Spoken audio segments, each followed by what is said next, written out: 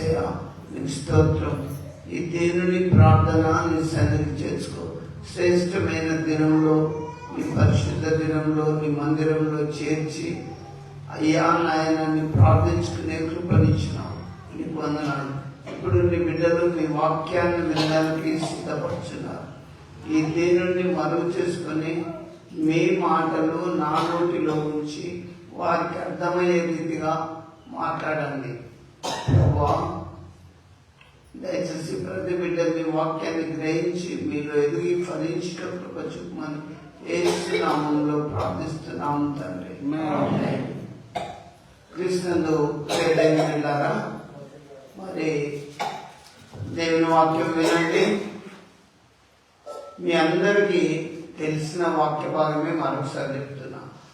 ఆశీర్వాదింపబడ్డావా, శపింపబడ్డావా? ఆలోచించుకో. ఆశీర్వాదింపబడ్డావా, శపింపబడ్డావా? ఇదే విషయాన్ని ముందుకు తీసుకొస్తుంది. ఇదే అంశం. నువ్వు ఆశీర్వాదింపబడ్డావా, శపింపబడ్డావా? మీకు తెలుస్తుంది.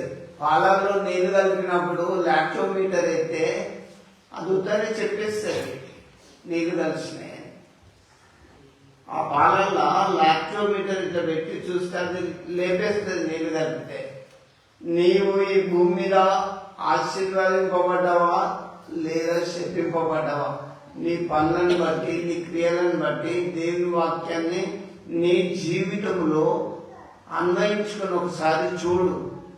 పరిశుద్ధ గ్రంథంలో నుంచి మనం దేవుని వాక్యం ధ్యానించుకుంటూ వెళ్దాం. గమనించండి. మీకే తెలుస్తుంది. ఇప్పుడు కరెంట్ ఉందా లేదా టెస్టర్ పెట్టి చూస్తే అందులో మీకు తెలిసిపోతుంది ఉన్నది లేనిది. ఇక్కడ కూడా నువ్వు ఆశీర్వదింపబడుతున్నావా, శపింపబడుతున్నావా మీకు తెలుస్తుంది. వాక్య భాగాన్ని బట్టి చూస్తే చూడండి. పరిశుద్ధ గ్రంథంలో నుంచి మత్తయి సువార్త 25వ అధ్యాయం 31వ వచనం నుండి మనం ధ్యానించుకున్నాం.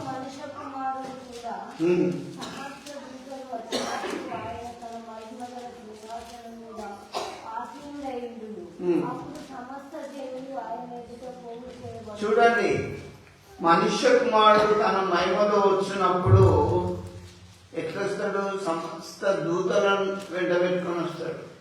క్రైస్తవులం అనే పేరున్నదే మనం కానీ దూతలను మాత్రం చూడలేదు. చూసిందా? క్రిస్మస్ అంటే ఏంది? గొర్రెలు దూతలను చూసిండ్రు, జ్ఞానులు దూతలను చూసిండ్రు, యోసేపు మరియలు చూసిండ్రు. మరి ఈ క్రైస్తవ లోకంలో దూతలను చూడకపోతే ఎట్లా? దేవుడు తన సమస్త మహిమతో ఈ లోకానికి వచ్చినప్పుడు సమస్తమైన దూతలను వెంట పెట్టుకొని వస్తాడు. నేను ప్రభునందు చెప్తున్నా, ఆశ్చర్యం ఏమి లేదు. ఇప్పుడు కూడా కనబడతారు దూతలు. బిలాము దేవుని సేవకుడే, బోధించినోడే, కానీ దూతను చూడలే. గాడితో బుద్ధి తెప్పించుకున్నాక దూతను చూసిండు. దేవుని బిడ్డారా, కష్టంలో, బాధలో, శ్రమలో, ఇరుకులో, ఇబ్బందుల్లో మనం ఎప్పుడు దిగజారిపోదు. వాక్యం ఒకటి మనకు బలంగా నేర్పిస్తుంది. యెహోవా యందు భయభక్తులు గలవారి చుట్టూ ఆయన దూత కావలి ఉండి వారిని రక్షిస్తుంది. తెలుసా? మీకు చెప్తున్నా, ఈ మర్మం ఇంత చక్కటి వాక్యం మీకు అందించిన ఎరుగుతలేదు. శపింపబడ్డారా, ఆశీర్వాదింపబడ్డారా? ఇవాళ అంశం నేను అలా అందుకే ఈడికి వచ్చినాకనే నాకు ఆ తలంపు దేవుడు ఇచ్చి చెప్తున్నా. దేవుని బిడ్డారా, దేవుడు తన సమస్త మహిమతో, సమస్తమైన దూతలతో ఈ భూమి మీదకి వచ్చినప్పుడు ఆయన ఎదుట అందరూ, అన్ని గ్రూప్స్, కులము, జనము, రంగు భేదం లేకుండా సమస్త జనులు ఆయన ఎదుట పోగు చేయబడతారు. అప్పుడు ఏం జరుగుతుంది?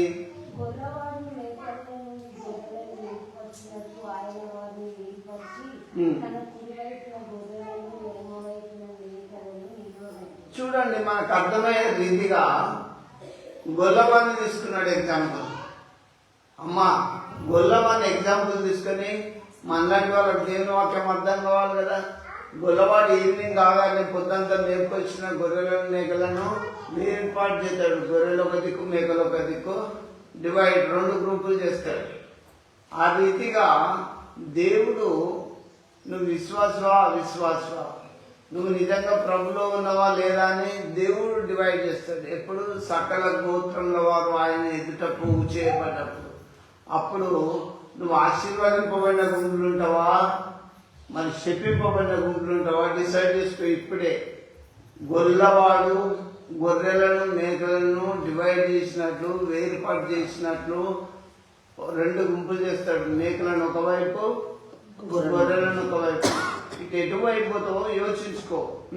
అప్పుడు రాజు తన కుడివైపునున్న వారిని చూసి, నా తండ్రి చేత ఆశీర్వదింపబడిన వారలారా, రండి, లోకము పుట్టినది మొదలుకొని మీ కొరకు సిద్ధపరచబడిన రాజ్యమును స్వతంత్రించుకొని. చూడండి, నా తండ్రి చేత ఆశీర్వదింపబడిన వారలారా రండి, లోకము పుట్టినది మొదలుకొని మీ కొరకు సిద్ధపరిచిన రాజ్యములు స్వతంత్రించుకోండి. లోకం ఎప్పుడు పుట్టిందో మనకు తెలుసా? ఇప్పుడు ఏ సంవత్సరం? 2026. 25 అయిపోతుంది, 26లో ప్రవేశించబోతాం. ఇంకా కొద్ది రోజులు అయితే. అయితే ఇన్ని రోజుల కానించి కూడా లోకము పుట్టక మునిపే దేవుడు మన కొరకు నిత్య రాజ్యం ఏర్పాటు చేసింది. ఈ మర్మం మనం అందరం తెలుసుకోవాలి. ఆశీర్వాదింపబడిన వారు మాత్రమే తెలుసుకోవాలి. దేవుని నమ్మిన వారు మాత్రమే తెలుసుకోవాలి. ప్రార్థనకు వచ్చేవారు మాత్రమే తెలుసుకోవాలి. ప్రభును ఆరాధించి హృదయపూర్వకంగా ప్రార్థించిన వాళ్ళకి గిఫ్ట్ ఉన్నది. అదేంటిది? నా తండ్రి చేత ఆశీర్వదింపబడిన వాళ్ళారా రండి, లోకము పుట్టినది మొదలుకొని మీ కొరకు సిద్ధపరచబడిన రాజ్యమును స్వతంత్రించుకోండి. అయ్యా, మనకు బలం ఉండొచ్చు, బాగా ధనం ఉండొచ్చు, కానీ నువ్వు ఎన్నేళ్ళు బతుకుతావు ఈ భూమి మీద? 70-80 ఏళ్ళ కంటే ఏ మానవుడు ఎక్కువ బతకాడు.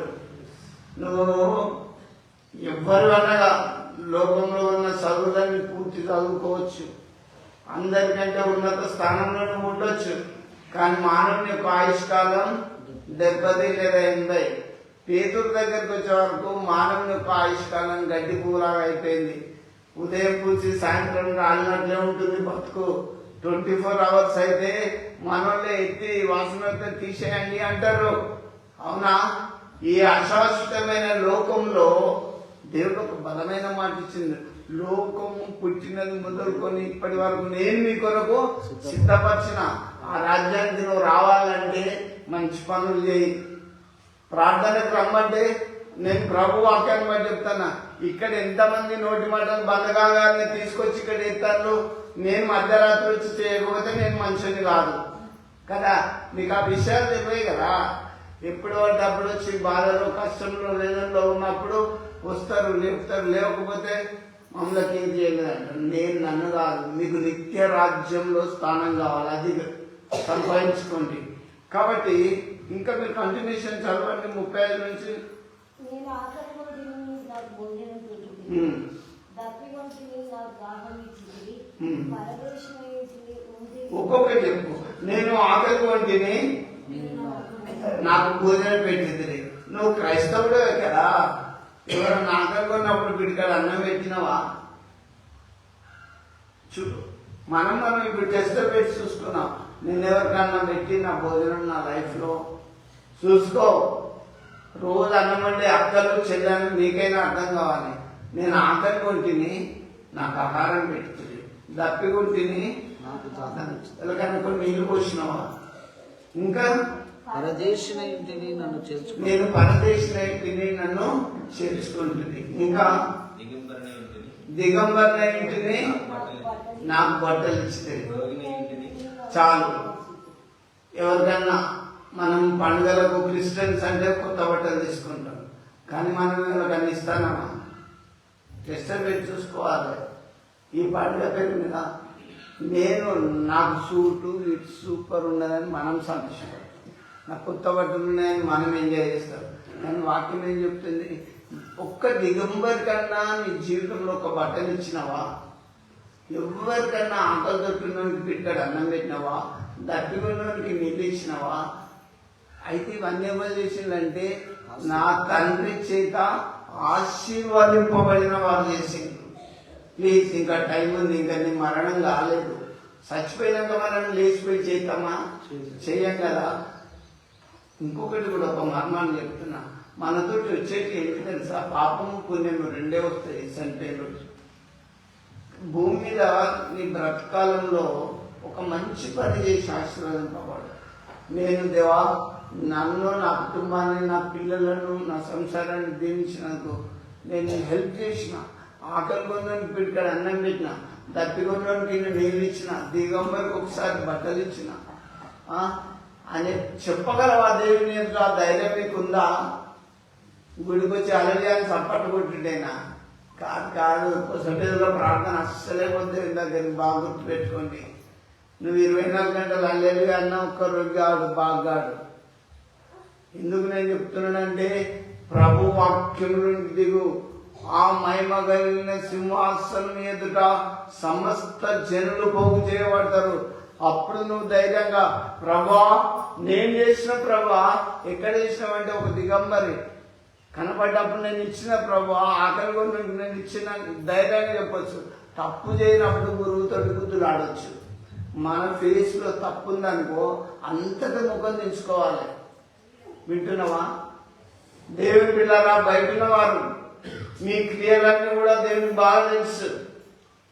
నేను ఒకవేళ ఏదైతే పెట్టి చూపితే గుడికి రాకపోవచ్చు, మంచోడు కాదనొచ్చు నన్ను. కానీ ఆయన తన సమస్త మహిమతో దూతలతో వచ్చినప్పుడు నువ్వేం చెప్తావు? నువ్వు ఆశీర్వాదింపబడిన గుంపులున్నావా లేదా యోచించుకో. ఇంకా కంటిన్యూషన్ చేయి. నేను రోగి అయింటిని చూడవచ్చు.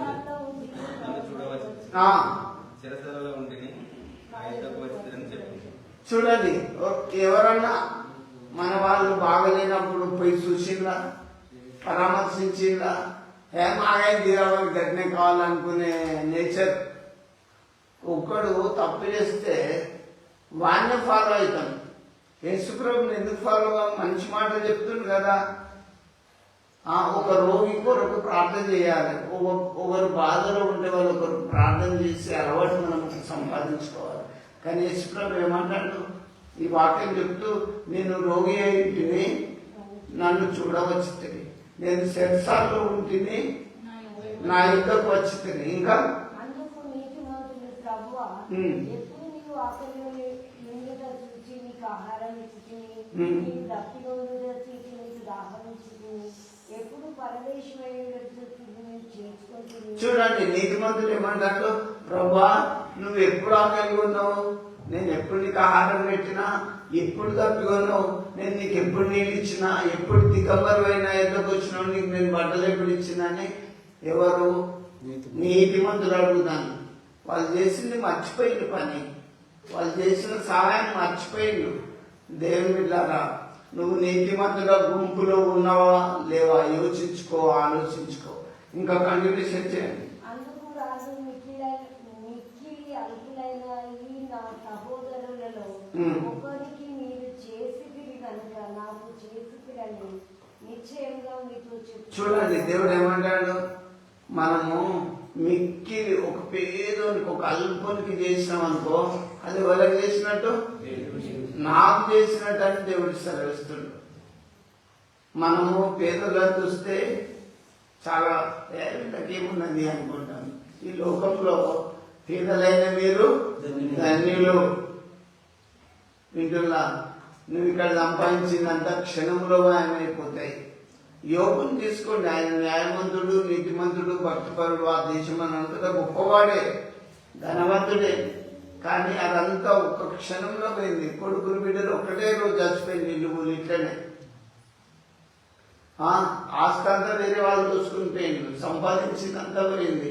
అధికారం నుంచి తల వరకు యోగును బాధగల గురుకులతో సాధారణ వచ్చి పడేసింది. జీవితం అంటే చాలా కష్టమైపోయింది. ఇప్పుడున్న పరిస్థితి రేపు ఉండదు. మనకు స్టేజ్ మారిపోతుంటది. అందుకే నేను మీకు ఒక్కటి చెప్తాను, దయచేసి మీరు ఆశీర్వాదింపబడిన గుంపులో ఉండాలి. మీరు దేవుని బిడ్డలైనప్పుడు ఏదో ఒకటి దేవుని కొరకు మంచి పని చేయాలి. కొంతమంది దేవుని పని చేయాలంటే బద్ధకం. చాలా నాకేం వాళ్ళే చూసుకుంటారు, వాళ్ళే చేసుకుంటారు. అసలు నిన్ను పిలిచి, బిడ్డ నువ్వు ఏం చేసినావు దేవుని మందిరంలో అంటే ఏం చెప్తావు? దేవుని కొరకు ఏం చేస్తున్నావు?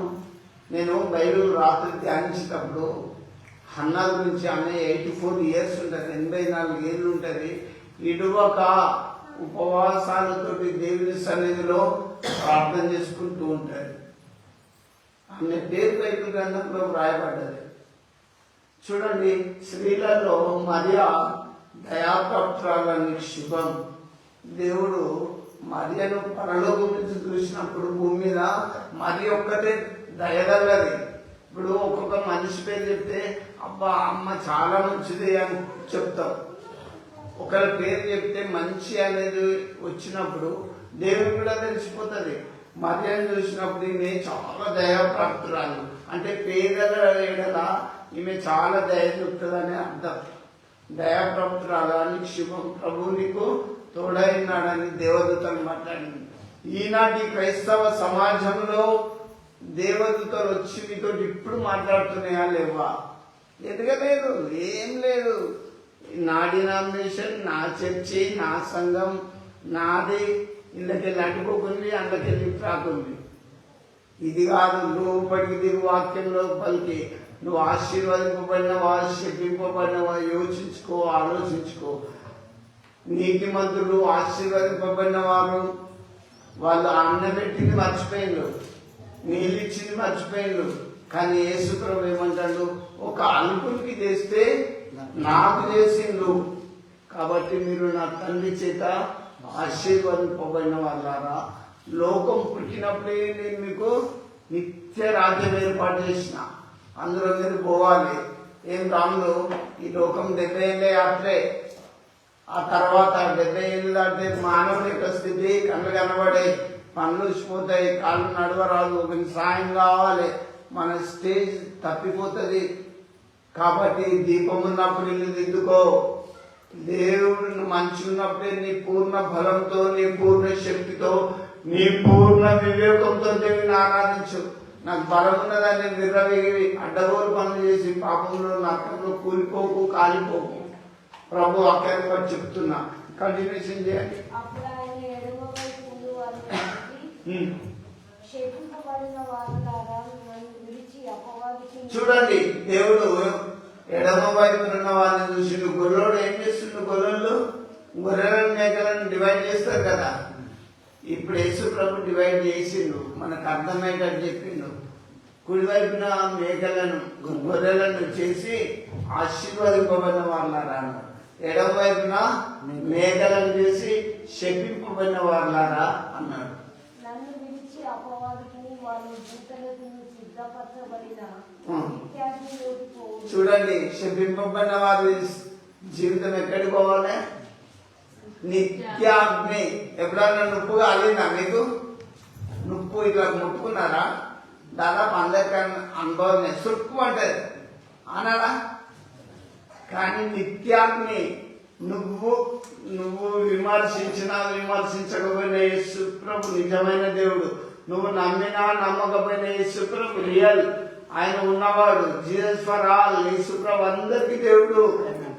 నువ్వు నమ్మినా నమ్మకపోయినా దేవుని బిడ్డారా, నేను మీకు తెలియజేస్తున్నా, యేసు ప్రభు దేవుడు అని నమ్మండి. ఎందుకంటే ఇక్కడ నమ్మని వారికి నిత్యమైన మండే అగ్నిగుండంలో దివారాత్రులు ఉండాలి.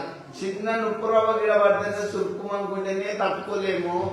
కానీ నీ బాడీని తీసి మొత్తం అందులో లేస్తే నీ జీవితం ఎంత నరకం పాలైతే యోచించుకో. ప్రార్థనకు వచ్చేది ఎందుకు తెలుసా? నమ్మి బ్యాప్టిజం పొందిన వాడు రక్షింపబడ్డాడు. నమ్మని వానికి బైబిల్ ఖచ్చితంగా చెప్తుంది, నమ్మనికి దేవుడు పిలిచి బ్లెస్సింగ్స్ ఇస్తాడా? పనివాడు తన జీతానికి పాత్రుడు కాదా? ఇప్పుడు ఒక యజమాని దగ్గర పని చేసేటప్పుడు జీతం కరెక్ట్ ఇస్తాడు కదా. దేవుని బిడ్డారా, నిజంగా మీరు దేవుని బిడ్డ అయితే ప్రభు వాక్యానుసారంగా ప్రభులో ఎదగండి. ఇక్కడ నేను మీకు తెలియజేసే విషయం ఏంటంటే, మరి వీళ్ళకు నమ్మని వారికి, శపింపబడిన వారికి ఏముంటుంది? నిత్య నరకం, అగ్ని. అందులో మీరు ఎవరెవరు పోతారు చెప్పండి? ఇప్పుడు నిత్య నరకానికి ఎవరు పోయి వాళ్ళు ఉన్నారు? పోదు. అందరు పరలోక రాజ్యం పోవాలంటే నేను మీకు ఒకటి జ్ఞాపకం చేస్తా. పగలు 3 గంటలకు కొన్నేళ్ళు ప్రార్థన చేసుకుంటాను. అప్పుడు దేవుడితో వచ్చి, కొన్నేళ్ళు నీ ప్రార్థన, నీ ధర్మ కార్యములు నా సన్నిధికి జ్ఞాపకార్థంగా వచ్చినవి.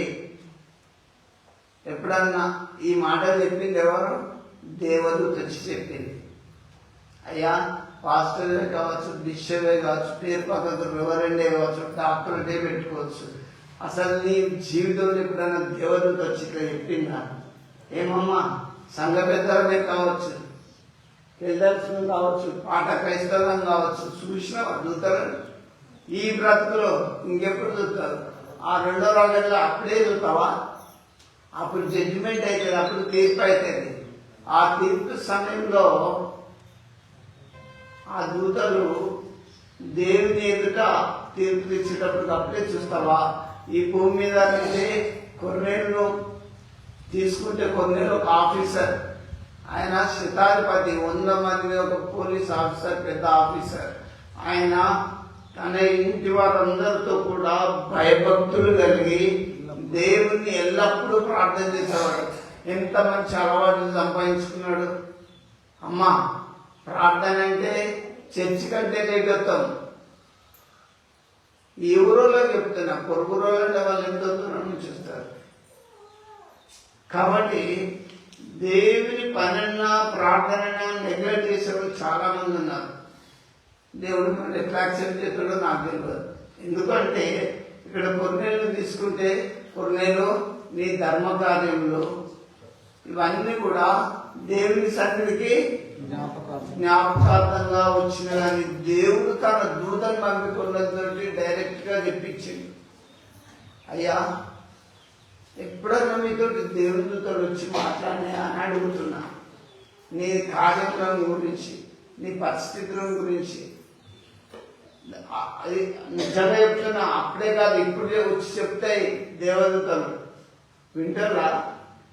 నేను అది అనుభవించి చూసి చెప్తున్నా కాబట్టి క్లియర్ గా ప్రభు కార్యాలు ఎన్నో జరుగుతున్నాయి. నమ్మండి, యేసు ప్రభు దేవుడు అని తెలుసుకోండి. ఇక్కడ ఇంకా కంటిన్యూషన్ చేయండి.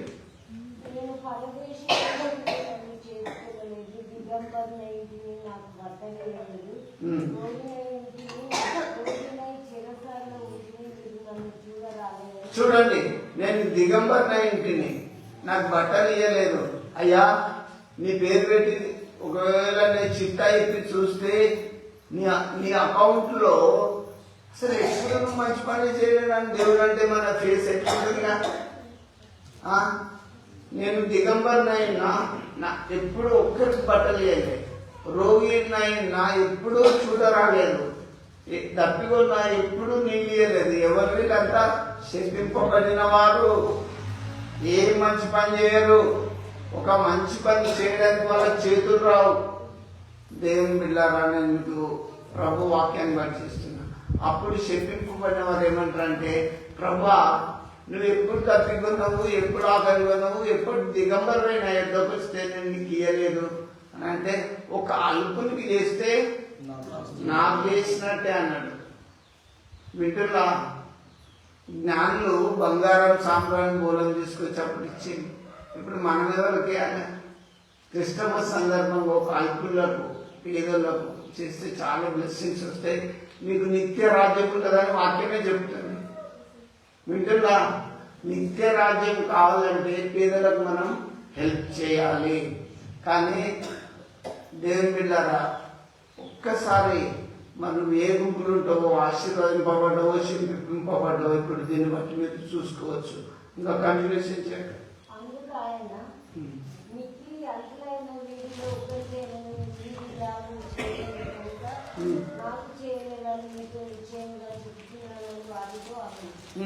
మీరు నిత్య శిక్షకులు, నీతిమంతులు, జీవమార్గంలో పోవు. చూడండి, ఏమి చేయని వాళ్ళు వెళ్ళిపోతారు, నిత్య శిక్షకు పోతారు. జడ్జిమెంట్ దేవుడు ఇస్తాడు. బిడ్డ, నీ పేరు చూసిన నీ లోపల ఒక్క మంచి కార్యం లేదు కాబట్టి మీకు నిత్యమైన శిక్ష ఉంటుందని దేవుడు చెప్తాడు. కరెక్ట్ చెప్తాడు. నేను ప్రభు వాక్యాన్ని బట్టి చెప్తున్నా కదా. ఇంకా వీలైతే ఆశీర్వదింపబడిన వారు నిత్య మార్గంలోకి నిత్య రాజ్యంలో ప్రవేశిస్తారని నేను మీకు చెప్తున్నా. 42 జరుగుతుంది. కంటిన్యూషన్ చెయ్యి. నేను ఆకలి కొంటిని, మీరు నాకు భోజనం పెట్టలేదు. దప్పికొంటిని, మీరు నాకు దాహం ఇయ్యలేదు. పరదేశిని ఇంటిని, మీరు నన్ను చేర్చుకొనలేదు. దిగంబరిని ఇంటిని, మీరు నాకు బట్టలు ఇయ్యలేదు. రోగిని సరసాలలో ఉంటిని, మీరు నన్ను చూడరాలేదని చెప్పాను. అందుకు వారును, ప్రభువా, మేమెప్పుడు నీవు ఆకలి కొంటి ఉండుటయును, దప్పికొని ఉండుటయునైనను, పరదేశి అయి ఉండుటనైనను, దిగంబరి అయి ఉండుటనైనను, రోగి అయి ఉండుటైనను, స్థిరసాలలో ఉండుటైనను చూసి నీకు ఉపచారం చేయకపోతేమని ఆయనను అడిగారు. అందుకు ఆయన, మిక్కిలి అల్పులైన వీరిలో ఒకరికైనా మీరు ఇలాగూ చేయండి. మీరు ఒక్కరికైనా చేసేలా ఇప్పటికైనా గుడికి వస్తారు, బైబిల్స్ పట్టుకొని వస్తారు. ఎప్పుడైనా ఒక పేదవానికి, ఒక అల్పునికి మనం చేయాలి.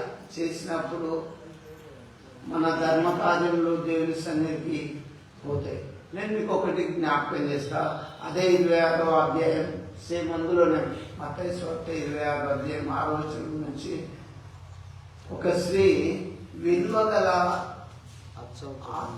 జటామాంసు తీసుకొని వచ్చి యేసుప్రభు పాదముల మీద పోసి ఆమె తల వెంట్రుకలతోటి యేసుప్రభు పాదములను తుడిచింది. అప్పుడు యేసుప్రభు ఏమంటాడు తెలుసా? ఈమె నా కొరకు ఒక మంచి కార్యం చేసింది అంటాడు. దేవుని కొరకు నువ్వు ఒక మంచి కార్యం చేయాలి అనుకుంటే ఎప్పుడన్నా చేసినవా లేదా ఆలోచించుకో. చదువు 6వ వచనం నుంచి. యేసు బెతానియలో కుష్ఠరోగి అయిన సీమోను ఇంట ఉన్నప్పుడు ఒక స్త్రీ మిక్కిలి విలువగల అత్తరుబుడ్డి తీసుకుని ఆయన యొద్దకు వచ్చి ఆయన భోజనం కూర్చుండగా దాన్ని ఆయన తల మీద పోసెను. చూడండి, ఒక సెంటు, ఒక అత్తరుబుడ్డి ఒక స్త్రీ ఆయన భోజనం కూర్చున్నప్పుడు తీసుకొచ్చి ఆ అత్తరుబుడ్డి విప్పి యేసుప్రభు తల మీద పోసి అభిషేకించింది. యేసుప్రభు సేవ అంటే, ఆయన మందిరం అంటే ఎక్కడైనా, ఇక్కడే కాదు, అసలు ఏం చేసినావు? నేను ఒకవేళ లెక్క అడిగితే నీలో ఏమన్నా ప్రభు కార్యములు చేసే మనసు ఉందా లేదా? నేను మీ అందరికి చెప్తున్నా, లక్ష్మణ్ చనిపోయిండు. నేను ఈ చర్చికి రియల్గా చెప్తున్నా, దేవుడా కింద బ్లాక్ స్టోన్ అయితే బాగుండు అనుకున్నా. చిన్నదే మందిరం అనేది, బ్లాక్ స్టోన్ కావాలని ఒక రాత్రి చేసిన తెల్లారి వరకే లక్ష్మణ్ వచ్చి అన్నాడే, నేను తీసుకొస్తా అంటే నేను స్టన్ అయిపోయాను. ఎందుకు నువ్వు ఎట్లా తెస్తావు అంటే, నేను అందులో పనిచేస్తా. ఆయనకు నేను చెప్పలేదు ఇమ్మని. ఆయన ఇవాళ లేడు, ఈ క్రిస్మస్కి లేడు, చనిపోయాడు. నేను ఎందుకు చెప్తున్నానంటే, దేవుని తన సాక్ష్యం ఇస్తుంది. ఎందుకంటే ఆయన చెప్పిన వాక్యాన్ని బట్టి ఇప్పుడు ఈ స్త్రీ మంచి కార్యం చేసింది. అత్తరు తీసుకొచ్చింది, పగులగొట్టి యేసుప్రభు తల మీద వచ్చింది. అయితే అక్కడ ఉన్న వాళ్ళు శిష్యులు చూసి కోపపడి, ఇక్కడ ఈ వాక్యాన్ని అందరం ధ్యానిద్దాం. శిష్యులకు ఏమొచ్చింది? కోపం. ఎందుకు వచ్చింది కోపం? ఈ నష్టం, ఆమె నష్టం చేసిందా? నేను ఏసైకి అనుకున్నది. శిష్యులు తెచ్చిచ్చిందా? యేసుప్రభుతో ఉన్నారు, తిన్నారు, తిరిగిండ్రు, అంతా హైలైట్ కావాలనుకొని చూసిండ్రు కదా. కానీ నేను మీకు ఒకటి చెప్తున్నా, ఈ 12 మందిలో ఒక్క శిష్యుడు కూడా సిల్వను మోసిందా? సేవ అంటే చాలా భారం అండి. సేవ అంటేనే చాలా కష్టం. ఇక్కడ మళ్ళీ వీళ్ళ కోపం ఎక్కువ. ఏందమ్మా అత్తరుబుడ్డి ఇంత నష్టం, అంత వెలువగల తెచ్చి ఆయన తల మీద కొత్తావా అని కోపం వస్తుంది. ఒక మంచి పని చేస్తే కోపమా? దేవుని బిడ్డలారా, నేను మీకు ఒక్కటి చెప్తున్నా, మన క్రియలు మన వెంట వస్తాయి. మనం ఏ పని చేసినా దేవునికి తెలుసు. నువ్వు గుడికి రావచ్చు, గుడిలో ఉండొచ్చు, అది లేదు. నీకు నేను అటెండ్ చేయొచ్చు, కనెక్ట్ అయ్యొద్దు. నిత్యరాజ్యం ఇచ్చే దేవుడు ఇవ్వద్దా? ఇవ్వాలి కదా. నిత్యరాజ్యం ఇచ్చే దేవుడు మీకు ఇవ్వాలి కదా. ఆయన మన పనులను, నా నడక, నా పడక నీవు పరిశీలన చేస్తున్నావు అంటాడు దావీదు. నేను కూర్చుండుట, నేను లేచుట నీకు తెలియను అంటాడు. దేవుని కొరకు ఏం చేసినావమ్మా? నువ్వు ఆశీర్వాదింపబడినవా, శపింపబడినవా? ఆశీర్వాదింపబడిన వారైతే మంచి పనులు చేస్తారని మనకు నేర్పిస్తుంది బైబిల్. అయితే ఈ శిష్యులు ఏం మంచి పని చేయలేదు, యేసుప్రభుతోటే ఉన్నారు. కానీ ఆ అమ్మ మీద వీళ్ళకి బాగా కోపం వచ్చేసింది. కంటిన్యూషన్ చేయి. దీనిని గొప్ప వెలకు అమ్మి బీదలకు ఇవ్వచ్చు అనేది. అబ్బాయి ఎంత ప్రేమ ఉన్నట్టు చెప్తాను ఈ శిష్యులు 12 మంది. ఇది నువ్వు అమ్మి బీదలకు ఇవ్వచ్చు కదా. బీదలకు కొన్ని నీళ్ళు ఇయ్యనోడు, బీదలకు ఒక పూట అన్నం పెట్టనోడు, బీదలకు ఒక బట్ట సాయం చేయలేనోడు, వీళ్ళంతా ఏం చెప్తాను, ఇదన్నీ నువ్వు బీదలకు ఇవ్వచ్చు కదా అంటాను. చూడండి, నేను మీకు ఒకటి జ్ఞాపకం చేస్తా. నయమాను నాకు ఎలిసా భక్తుల దగ్గరకు బట్టలు తెస్తే గేయాలు కాజబుట్టి, అవునా? అబ్బా నాకు ఇంత బాగున్నా అనేది. అయ్యగారి దగ్గర పనిచేసేటోళ్ళకి ఆశ ఉంటే ఏసై దగ్గర పనిచేసేటోళ్ళకి ఈ కోపం ఎందుకు? బైబిల్ పట్టుకున్నప్పుడు మనం అన్ని విషయాలలో నేను ఇళ్ళ తప్పిపోతున్నా, ఎక్కడున్నా, నా స్థితి అనేది మనం పరిశీలించుకోవాలి. దేవుడు నన్ను నిన్ను అందరం ఈక్వలే. దేవుల్లో స్పెషాలిటీ ఏం లేదు. ఏ అయ్యగారు ఎవరైనా పెట్టుకోమని కాదు. మన అంతరంగం దేవునికి తెలుసు, మన హృదయం ఎట్లున్నదో తెలుసు. దేవుని బిడ్డారా, దేవుని దీనమైన మనసు కలిగి బ్రతకాలి ఎప్పుడైనా. బిడ్డలా కానీ మీద కోపం వస్తుంది. ఏసేత పిల్లల కోపం వచ్చుడు కరెక్ట్ కాదు. ఎల్సా దగ్గర పనిచేసేటోడు ఆశపడు కూడా కరెక్ట్ కాదు. అయ్యగారు ఇస్తే తీసుకుంటే అది బ్లెస్సింగ్ ఉంటుంది, ఏసే ఇస్తే తీసుకుంటే నీకు బ్లెస్సింగ్ ఉంటుంది. కానీ నువ్వు ఏసే కొరకు ఏ మంచి కార్యం చేయలేనివి నీకు కోపం ఎందుకు? నువ్వు అన్ని బీదలకు ఇవ్వచ్చు అంటే ఈ 12 మంది బీదలకు ఇచ్చినట్లు ఎక్కడన్నా రాయబడి ఉన్నదా? ఒకసారి యేసుప్రభు ఆయన బోధించేటప్పుడు రొట్టెలు మర్చిపోయింది. రొట్టెలున్నాయా అని 12 మంది శిష్యులు అంటే వాళ్ళు ఏమనుకుంటాను తెలుసా? నా దగ్గర లేవు అనుకుంటాను. టిఫిన్కి రొట్టెలే తెచ్చుకోలేని వాళ్ళు ఎవరి దగ్గర ఉన్నాయని చెప్పి ఒక చిన్న అబ్బాయి దగ్గర ఉన్నాయి. అవి తీసుకొచ్చి అయ్యో పలానా అబ్బాయి దగ్గర ఉన్నాయని పేరు ఇస్తారు. యేసు ప్రభు సేవలో ఆయన కొరకు ఈ పని చేద్దాం, ఈ సేవలను ఈ పని చేయాలని తపన ఆశ ఉంటే బాగుంటది. కానీ నా ప్రియ దేవుని బిడ్డారా, ఒక మంచి కార్యం చేసిన ఈ అమ్మపై శిష్యులకు ఎందుకు కోపం వచ్చింది? చాలా మంది ఏమనుకుంటారు, నేను కదా పాస్టర్ను, నేను ఇక్కడ సంఘ పెద్దను కదా, నన్ను వారానికి ఇక్కడ ఎట్లా మీటింగ్ పెట్టిండు, ఇలాంటివి వచ్చినాయి. చాలా దిక్కులు వచ్చినాయి. అవి క్రియలు లేవు, ఏమీ లేవు. ఏ ఒక్క క్రియ ఉండదు, ఏ ఒక్క దయ్యం పోదు, ఏ ఒక్క రోగం కూడా బాగాదు. ఇక ఇలాంటి మూర్ఖత్వంతో క్రైస్తవ సమాజం ఇలా దిగజారిపోతుంది. కానీ మంచి కార్యం చేసుకుంటూ ముందుకు రావడం లేదని నేను విమర్శిస్తున్నా. దేవుని బిడ్డలారా, కంటిన్యూషన్ చేయి. యేసు ఈ సంగతి తెలుసుకుని ఈ స్త్రీ నా విషయమై ఒక మంచి కార్యం చూడండి. యేసు ప్రభు చెప్తాడు. యేసు ప్రభు ఆ స్త్రీని ఎంత హైలైట్ చేసి వేసుకున్నాడు. ఈ స్త్రీ నా విషయమై ఒక మంచి కార్యం చేసింది. నువ్వు చేసినావు మంచి కార్యం? నా విషయమై యేసు ప్రభు సేవ కొరకై, యేసు ప్రభు సేవలో నీ పాత్ర ఎంత ఒకసారి యోచించుకో, ఆలోచించుకో. దేవుని బిడ్డలారా, మీరు ఏ చర్చ్ కదప్పుడు ఎక్కడన్నా పోండి, దేవుని సేవలో మీరు పాలి భాగస్తులై ఉండండి. దేవుని కొరకు మంచి కార్యములు చేయండి. ఈ స్త్రీని యేసు ప్రభే చెప్తాడు. అక్కడైతే కొర్నేలు దేవతలు వచ్చి చెప్పినాయి, కొర్నేలు నీ ధర్మకార్యాలు దేవుని దగ్గరికి జ్ఞాపకార్థంగా వచ్చినాయి. దూతలే రిటర్న్ అక్కడి నుంచి పరలోకం నుంచి భూమి మీదకి వచ్చి చెప్పినాయంటే, అయ్యా ఎన్నేళ్ల విశ్వాసంలో నీకు ఎప్పుడు చెప్పలేదంటే నేను నీకు ఎదగలే, చెయ్యలేదు కూడా మంచి పనులు. ఇకనైనా చెయ్యి, వాక్యాన్ని బట్టి విని. ఇక్కడ ఈ పేరు విధవరాలు నా కొరకు ఒక మంచి కార్యం చేసిందని చెప్తున్నా. ఈమెను మీరేలా తొందర పెట్టుచున్నారు? బీదలు ఎల్లప్పుడూ మీతో కూడా ఉన్నారు గాని నేను ఎల్లప్పుడూ మీతో కూడా ఉండను. ఈమె ఈ అత్తరు నా శరీరము మీద పూసి నా భూస్థాపన నిమిత్తము దీనిని చేసెను.